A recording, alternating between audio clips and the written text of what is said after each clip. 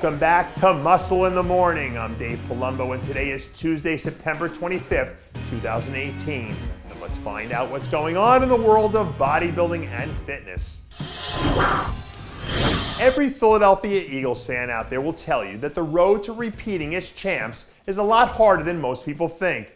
That's why I have to take my hat off to Sidney Gillen after that clinic she put on 2 weeks ago to win her second straight Figure Olympia title. Over the weekend, Team Gillen released a never-before-seen video from their prep files that shows the champ putting in some serious sweat equity that led to her big moment. For all intents and purposes, I think that Gillen has established herself now as the undisputed queen of the mountain. And the scariest part is, I still think she has room for improvement that could help make her into one of the most dominant athletes the division has ever seen.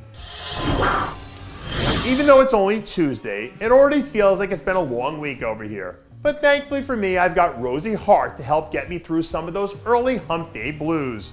The women's physique standout has been hammering away over there in the UK since she wrapped up her contest season earlier this year. And from the look of it, she's definitely been doing her due diligence.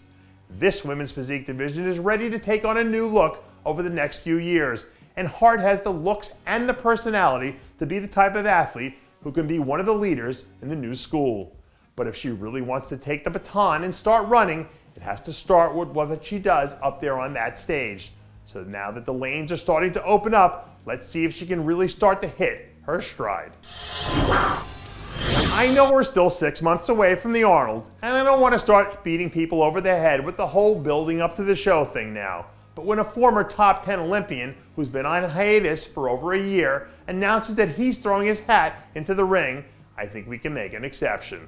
Last week, big news broke when Josh Lenartowicz announced that he was officially bringing his talents back to the stage for the first time since 2017 at next year's Arnold Classic, where the Aussie big man is likely to come in as one of the early favorites.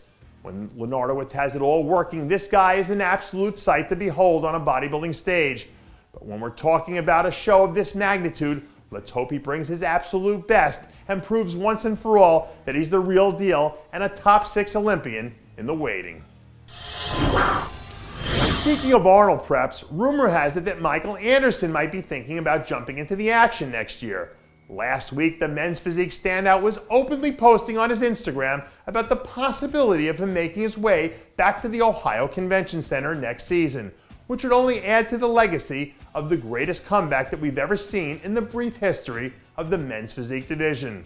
To see what he's been able to accomplish over the last 12 months, having one of his legs amputated and then winning the Pittsburgh Masters Pro men's physique division has been inspiring to say the least. And I'm sure the native Ohioans would have plenty of people in the building cheering him on if he does end up deciding to keep riding this hot streak while it lasts. And finally, we're ending today's show on a melancholy get well soon note to the great Ronnie Coleman. Last week, the champ underwent another major back surgery to replace the broken screws that reportedly didn't hold up from another procedure he underwent earlier in the year. All in all, that makes 10 surgeries now for Ronnie since his retirement. And in classic Ronnie Coleman form, he still wakes up every day an eternal optimist, thinking that today will be better than yesterday. I know I speak for the entire bodybuilding community when I say, get well soon, champ. We're all rooting for you. And that does it for yet another edition of Muscle in the Morning. I'm Dave Palumbo, reminding you to always be true to your passions, and make sure to follow us on Facebook, Twitter, and Instagram.